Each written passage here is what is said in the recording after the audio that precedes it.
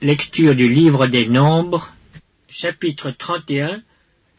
L'Éternel parla à Moïse et dit: Venge les enfants d'Israël sur les Madianites.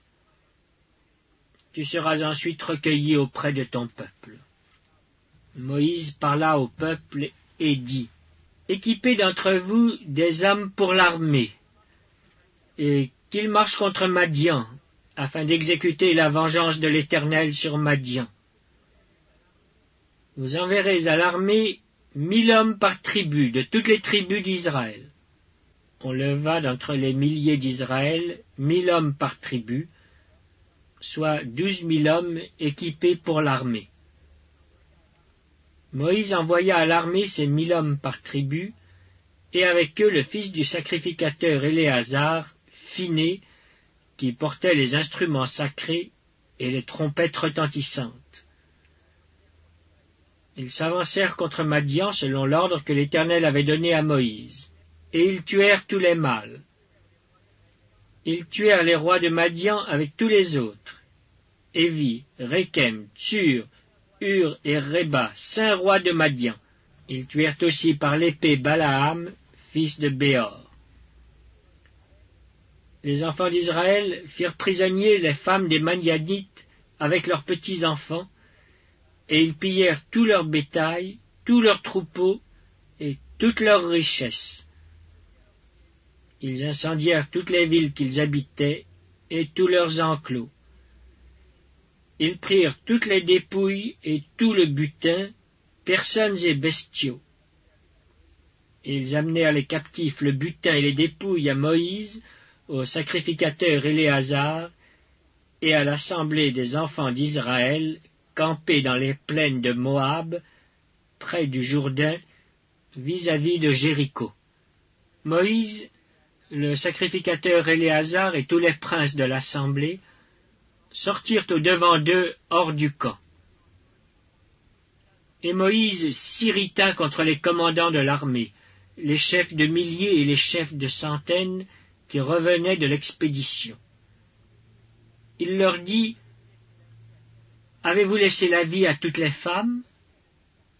Voici, ce sont elles qui, sur la parole de Balaam, ont entraîné les enfants d'Israël à l'infidélité envers l'Éternel dans l'affaire de Péor. Et alors éclata la plaie dans l'assemblée de l'Éternel. Maintenant, tuez tout mâle parmi les petits-enfants, et tuez toute femme qui a connu un homme en couchant avec lui. Mais laissez en vie pour vous toutes les filles qui n'ont point connu la couche d'un homme.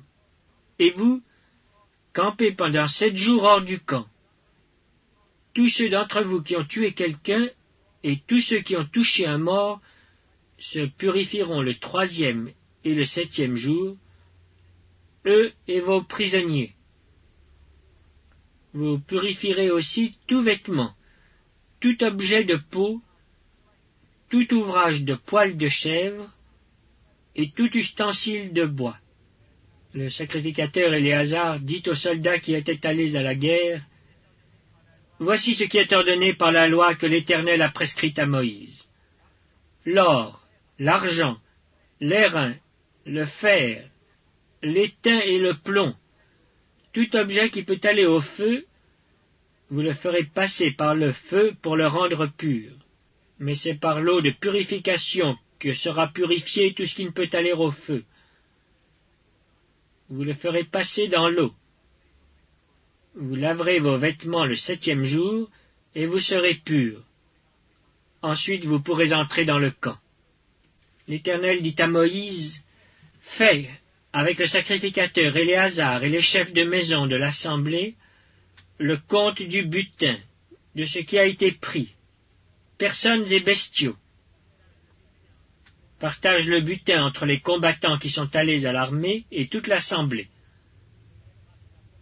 Tu prélèveras sur la portion des soldats qui sont allés à l'armée un tribut pour l'Éternel, savoir 1 sur 500, tant des personnes que des bœufs, des ânes et des brebis.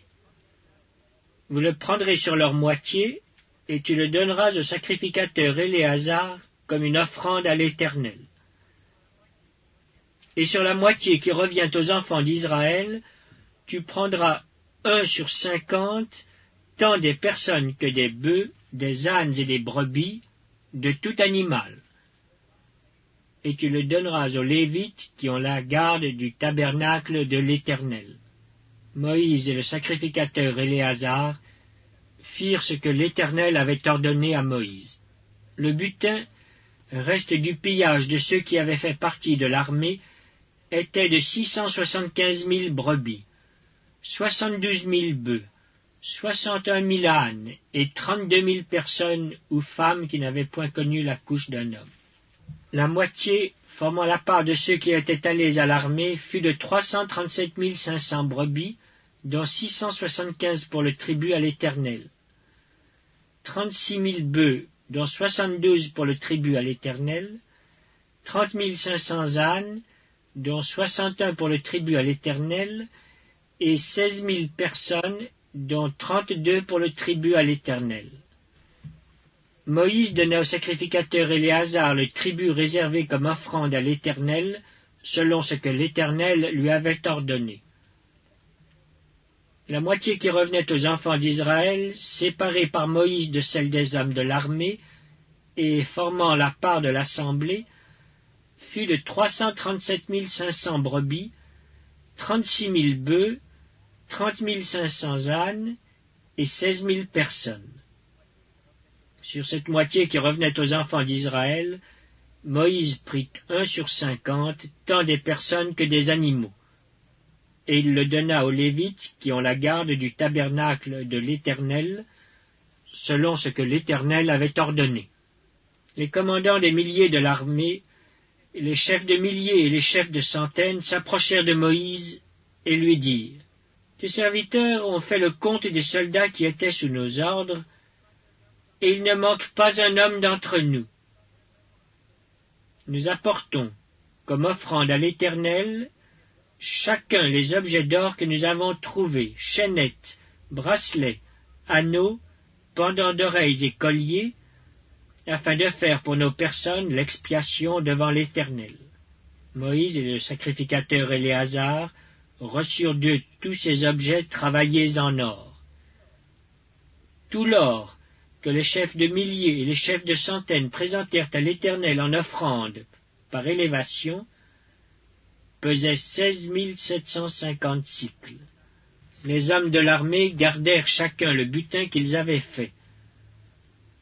Moïse et le sacrificateur Éléazar prirent l'or des chefs de milliers et des chefs de centaines et l'apportèrent à la tente d'assignation comme souvenir pour les enfants d'Israël devant l'Éternel.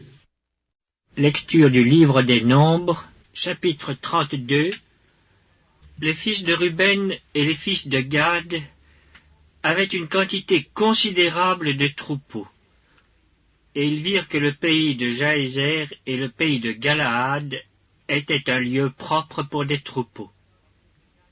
Alors les fils de Gad et les fils de Ruben vinrent auprès de Moïse, du sacrificateur Éléazar et des princes de l'assemblée, et ils leur dirent, Ataroth, Dibon, Jaézer, Nimra, Esbon, Éléalé, Sébam, Nebo et Béon, ce pays que l'Éternel a frappé devant l'assemblée d'Israël, est un lieu propre pour des troupeaux, et tes serviteurs ont des troupeaux. Ils ajoutèrent, si nous avons trouvé grâce à tes yeux, que la possession de ce pays soit accordée à tes serviteurs, et ne nous fais point passer le Jourdain. Moïse répondit aux fils de Gad et aux fils de Ruben, vos frères iront-ils à la guerre, et vous resterez-vous ici? Pourquoi voulez-vous décourager les enfants d'Israël de passer dans le pays que l'Éternel leur donne? Ainsi firent vos pères, quand je les envoyais de Kadès-Barnéa pour examiner le pays. Ils montèrent jusqu'à la vallée d'Eshcol, et après avoir examiné le pays, ils découragèrent les enfants d'Israël d'aller dans le pays que l'Éternel leur donnait. La colère de l'Éternel s'enflamma ce jour-là, et il jura en disant, « Ces hommes qui sont montés d'Égypte, depuis l'âge de 20 ans et au-dessus, ne verront point le pays que j'ai juré de donner à Abraham, à Isaac et à Jacob, car ils n'ont pas suivi pleinement ma voie, excepté Caleb, fils de Jéphuné, le Kénizien, et Josué, fils de Nun, qui ont pleinement suivi la voie de l'Éternel. La colère de l'Éternel s'enflamma contre Israël, et il les fit errer dans le désert pendant 40 années, jusqu'à l'anéantissement de toute la génération qui avait fait le mal aux yeux de l'Éternel. Et voici, vous prenez la place de vos pères comme des rejetons d'hommes pécheurs, pour rendre la colère de l'Éternel encore plus ardente contre Israël. Car, si vous vous détournez de lui, il continuera de laisser Israël au désert, et vous causerez la perte de tout ce peuple. Ils s'approchèrent de Moïse, et ils dirent, « Nous construirons ici des parcs pour nos troupeaux et des villes pour nos petits-enfants. Puis nous nous équiperons en hâte pour marcher devant les enfants d'Israël, jusqu'à ce que nous les ayons introduits dans le lieu qui leur est destiné. Et nos petits-enfants demeureront dans les villes fortes, à cause des habitants du pays. Nous ne retournerons point dans nos maisons avant que les enfants d'Israël aient pris possession chacun de son héritage. Et nous ne posséderons rien avec eux de l'autre côté du Jourdain, ni plus loin, puisque nous aurons notre héritage de ce côté-ci du Jourdain, à l'Orient. » Moïse leur dit, « Si vous faites cela, si vous vous armez pour combattre devant l'Éternel, si tous ceux de vous qui s'armeront passent le Jourdain devant l'Éternel, jusqu'à ce qu'il ait chassé ses ennemis loin de sa face, et si vous revenez seulement après que le pays aura été soumis devant l'Éternel, vous serez alors sans reproche vis-à-vis de l'Éternel et vis-à-vis d'Israël, et cette contrée sera votre propriété devant l'Éternel. Mais si vous ne faites pas ainsi, vous péchez contre l'Éternel. Sachez que votre péché vous atteindra. Construisez des villes pour vos petits-enfants et des parcs pour vos troupeaux, et faites ce que votre bouche a déclaré. » Les fils de Gad et les fils de Ruben dirent à Moïse, « Tes serviteurs feront ce que mon Seigneur ordonne. Nos petits-enfants, nos femmes, nos troupeaux et tout notre bétail resteront dans les villes de Galaad. Et tes serviteurs, tous armés pour la guerre, iront combattre devant l'Éternel, comme dit mon Seigneur. » Moïse donna des ordres à leur sujet au sacrificateur Éléazar, à Josué fils de Nun, et aux chefs de famille dans les tribus des enfants d'Israël.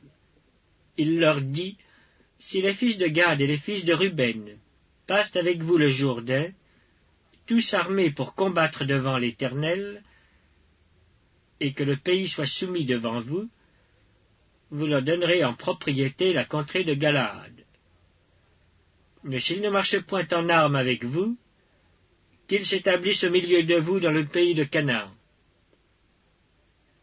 Les fils de Gad et les fils de Ruben répondirent, « Nous ferons ce que l'Éternel a dit à tes serviteurs.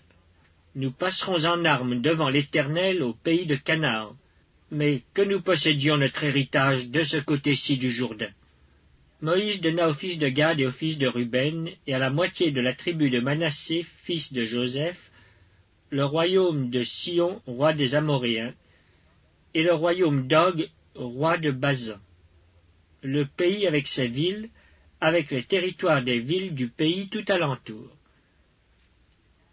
Les fils de Gad bâtirent Dibon, Ataroth, Aroer, Atroth-Shaphan, Jaézer, Jogbea, Beth-Nimra et Beth-Aran, villes fortes, et ils firent des parcs pour les troupeaux.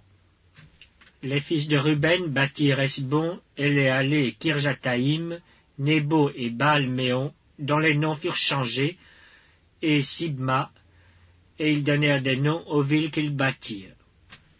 Les fils de Makir, fils de Manassé, marchèrent contre Galaad et s'en emparèrent. Ils chassèrent les Amoréens qui y étaient. Moïse donna Galaad à Makir, fils de Manassé, qui s'y établit. Jaïr, fils de Manassé, se mit en marche, prit les bourgs et les appela bourgs de Jaïr. Nobac se mit en marche, prit Kenath avec les villes de son ressort, et l'appela Nobac d'après son nom.